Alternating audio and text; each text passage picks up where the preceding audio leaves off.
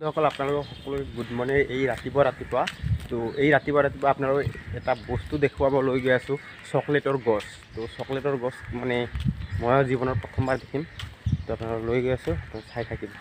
একদম ঝাকা চাৰ বহুত কিবা কিবি দেখুৱাম, চাই থাকক। বন্ধুসকল দেখা পাইছে, এইটো হৈছে চকলেট গছ আৰু এইটো হৈছে চকলেট, যিহেতু পকা নাই। দেখা পাইছে, যিহেতু পকা নাই, এইটো হৈছে চকলেট গছ আৰু এটা আছে।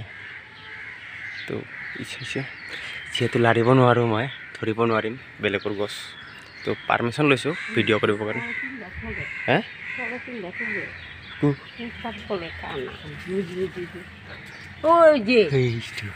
তো দেখা পাইছে ইয়াতে তিনিটা আছে। এইটো চকলেট গছ তিনিটা। এই হৈছে গাৰ্ডেন। হা